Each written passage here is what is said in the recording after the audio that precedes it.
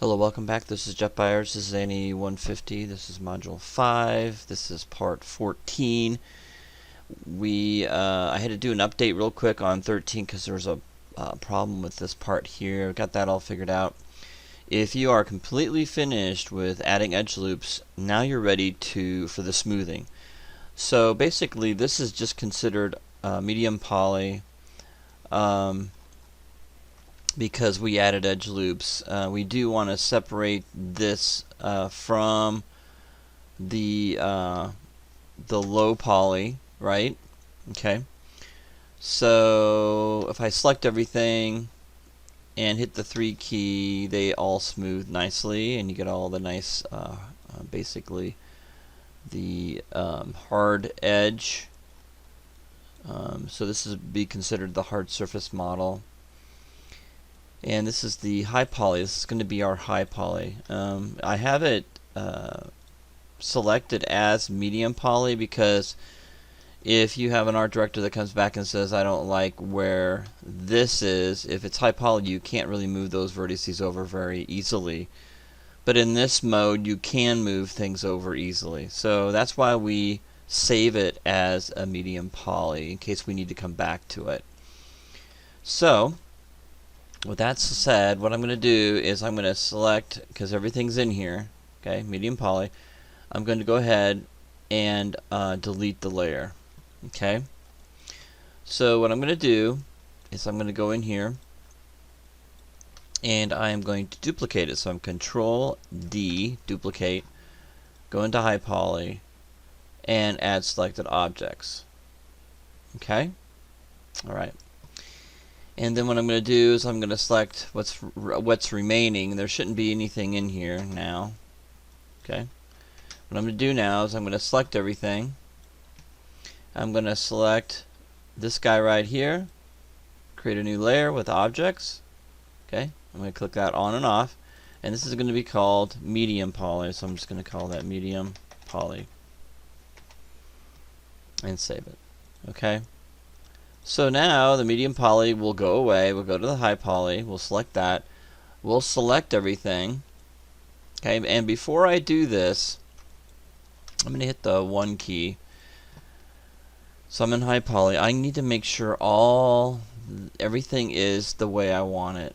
Okay, so that means that when I select these pieces, they all need to be the same thickness, the floor pieces. Okay. So what I need to do is find out the one with the deepest crevice, okay, and I'm going to go through these real quick and just check them out. I'm going to probably select these floor pieces,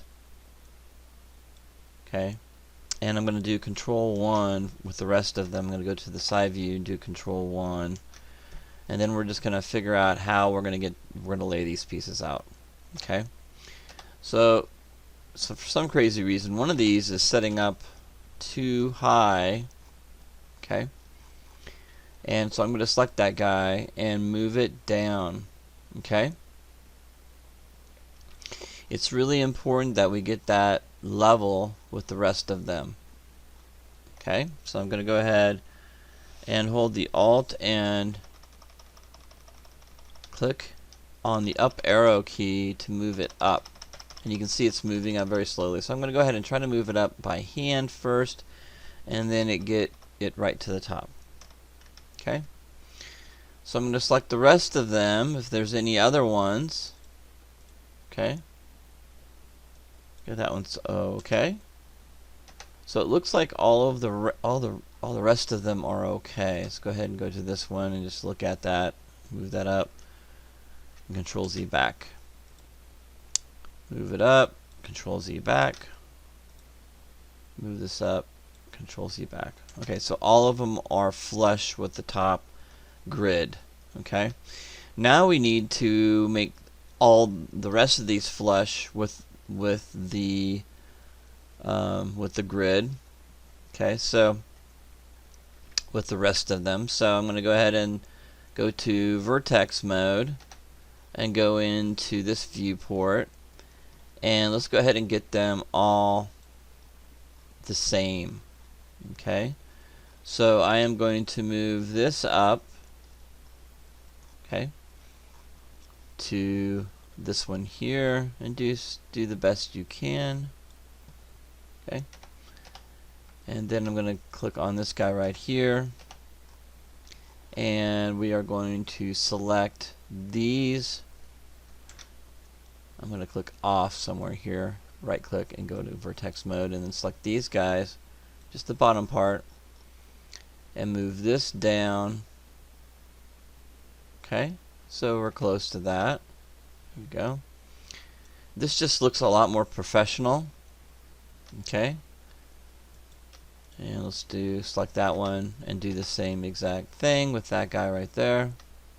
Right click over, go to vertex, and just select the bottom pieces. Now, this is going to be harder to select those. Okay, so I'm going to go ahead and click off and try it again. Marquee, select that. Make sure I got the right one selected, nothing else is selected.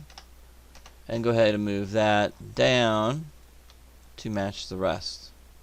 It doesn't have to be perfect, but it has to be close. Alright, so there we go. Alright, so with all that done, one more thing we need to check. Now that we've made all these changes here, let's go ahead and select everything. Okay, and let's delete by type history. Okay, I don't care about freeze transformations right now. Okay, so I mean, one of these things, this is what we're going to do here.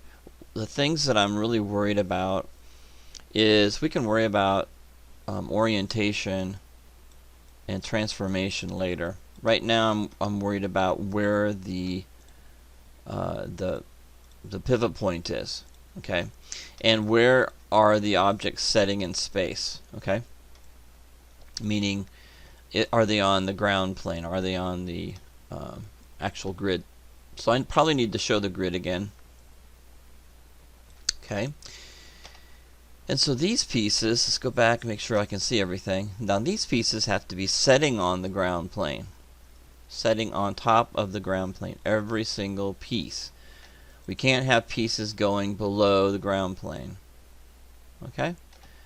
I don't care if they're a little bit deeper than other pieces. Probably a good idea not to have pieces that are not the same width, right? It's going to happen. Maybe this guy right here is a little wider because of that. But we have to make sure that we don't have anything sticking out too much. And it looks like this one is. Okay. Now, can we make that adjustment? Sure we can. Okay, so I'm going to click on it. Make that adjustment. Just so it looks a little more professional. It's not going to hurt anything. I mean, that sticking out a little bit. It's just when you go out and show your pieces off, they should be pretty consistent, right? All right, so back to the my main point is to make sure that the pivot point has not changed on these. That one has not.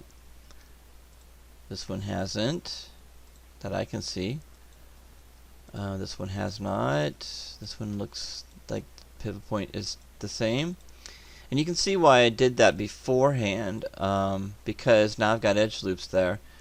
And if I hit, excuse me, if I hit the D and V key, it's going to snap to all these different points. And that's going to make it very difficult for you to pinpoint that. Okay, so make sure you select everything, and all the pivot points are in the left-hand upper corner, right in here, for the base pieces. Okay, again, I've got to go in there and just double check that and make sure. And it's kind of hard to move around now that you're this close to it. That looks pretty good. And there might be some that are off. That looks good. And this looks good. Okay, so the idea is that we can go in here and we can hit the grid snap, and we can snap those, and they snap together perfectly. When I click off of that, you can see that they're perfectly snapped. That's the whole idea with this modular solution. Okay, and me having you guys snap the pivot point in a certain spot.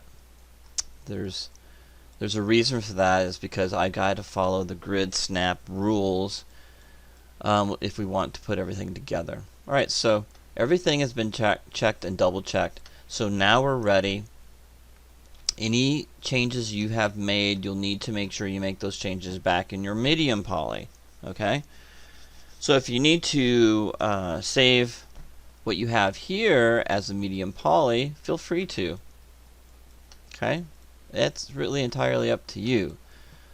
So I could go in here. I could go, it's easy to do. So say we want to disregard this medium poly. So I want to do control. So I want to save everything I've done as a medium poly now. Control D, duplicate it. Go into here.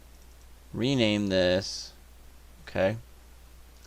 To medium. Spell it out. Poly. Okay, and close that off. Right, and close this off. Open this one up. So it worked. So this medium poly though, okay, because we've made changes, we don't need any more. So I'm going to delete layer. Okay, I'm going to select this, hit the delete key. Now I've got my medium poly. Okay, and now I've got my high poly. Pretty simple, pretty easy. Now we're going to go in here and smooth. We're ready for the smoothing process. Alright, so if you're going to bring it into Mudbox, you probably want to go in here and do some extra work. Okay? Otherwise you'll be subdividing, and we talked about subdividing these things if you're going to add extra detail. I don't really see you needing to, and I'm okay with you not doing that. But if for some reason you want to add some cool detail, extra detail to this piece, let's say right here you want to add extra detail, and you know that's just the part you need to add extra detail, then this is what you can do. You can go in here, and I'm going to add extra detail to that spot right here, maybe something fun or whatever, and I'm going to add detail to that. Okay? So what I would do is I just make sure that my edge loops are spaced out appropriately. We talked about this before, okay? Alright, and I explained this, why we do this. It's extra work, but if you don't do it, it's going to look weird. It's not going to work right. We're going to go ahead and add edge loops here, and we'll continue on adding edge loops all the way across, going all the way through. Alright, so now we have a mesh that can be brought into Mudbox. Okay? This is not the mesh that I need you to do. This is a mesh that you need to create so you have good edge loop topology in Mudbox. So each one of those pieces will be subdivided and be equal and spaced out. This is a little wonky right here, but spaced out efficiently enough for Mudbox to understand it and push vertices and pull vertices when you use the alpha maps, when you use the stamp tools and stuff. Okay? So you have to do that, and you have to UV map it. You have to, and basically the easiest way to do it is take it after you smooth it, delete the history, UV map it, do an automatic mapping, be done with it, save it out. You don't have to lay out the UVs nicely. Just make sure they're packed in there right. Save it out as an OBJ, bring it into Mudbox, and it should work. Okay? The only issue you might have a problem with Mudbox is it likes to have a back on stuff. That's another problem that I've found that Mudbox has an issue with. It's really irritating. But you just fill the hole and fix it up. You know, it's one of those things that we have to deal with. With ZBrush, I just go in there, throw this thing in there, and ZBrush is ready to go. Believe me, I wish we were using ZBrush. Okay? I love ZBrush. I have it. I use it. It's wonderful. Okay, that works for me, and it's what we have to do. Okay, so with that done, I'm glad I kept my low poly or my medium poly, because now I don't think I can reverse all this, and I don't have to. I don't feel like I need to, but let me see how far I can go. Ooh, almost there. There we go. All right, so that's what you have to do for a Mudbox. Sorry for the little rant. I apologize for the rant, but believe me, if I didn't have to use Mudbox, I wouldn't. And I have ZBrush, and I love it. I wish I didn't have to use Mudbox. Alright, so now we're ready to, everything's good, so now we're ready to go in here and smooth. So let's go ahead and go to object mode, and let's go ahead and smooth it.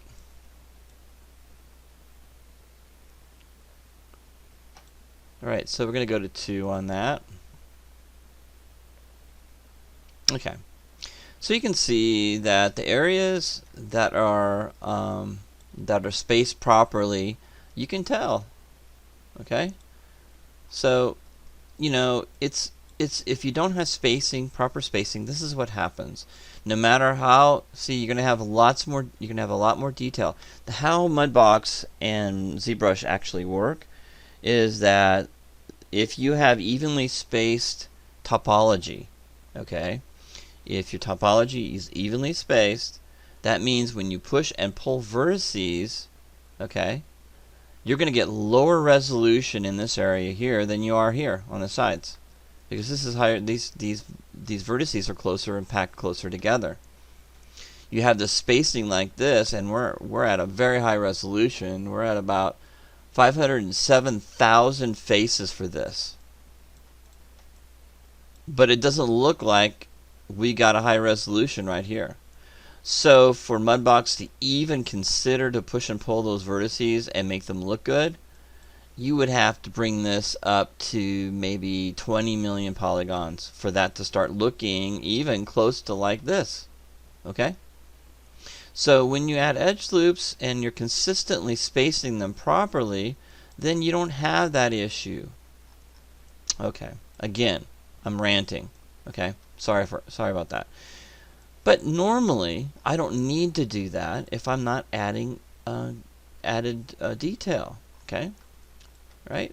You don't have to add extra detail. I'm saying if you want to, if you want to do stuff to make it yours or make it more like what you want it to be, and you can add that really cool detail. You can, but it takes extra work.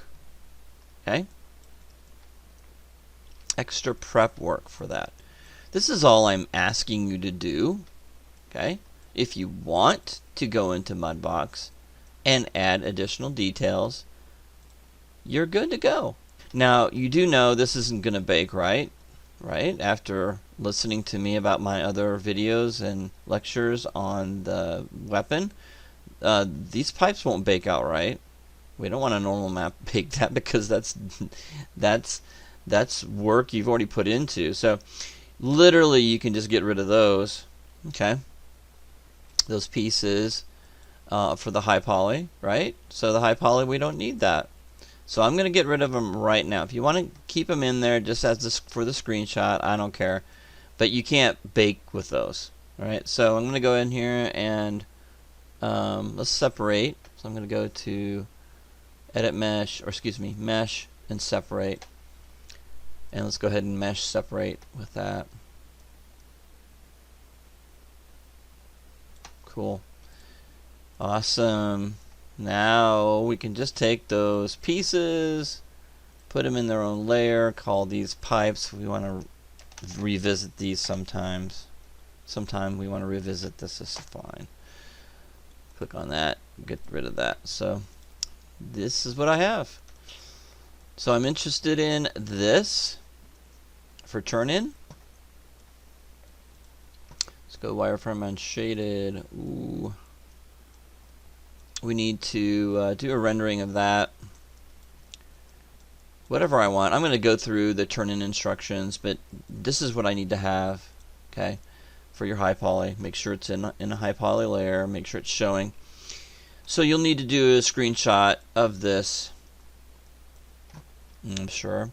And then your low poly, okay, that's what that looks like. And that needs to have the pipes in there. Okay, so that is the screenshot I need for your low poly. Alright, again, I apologize for any ranting. I get just as frustrated as you guys, and I might take that rant out. But as far as the high poly, that's what we need. Okay. Alright, so you're finished. That is what, you know, you guys are going to turn in this group. Okay. Alright. And then you're going to turn in this group, the low poly. And I'm probably going to ask you to put, you know, the wireframe on so I can see it. I don't need you to turn in any the medium poly, the edge loop one. High poly, low poly. And that is it for this video. Alright. I'll probably have a turn-in video because I want a certain type of lighting. Some of you guys had some issues with your lighting your weapons, so I need to take you through that part of it. So I'll probably do a turn-in instructional video for that. Alright, I'll see you then in that one.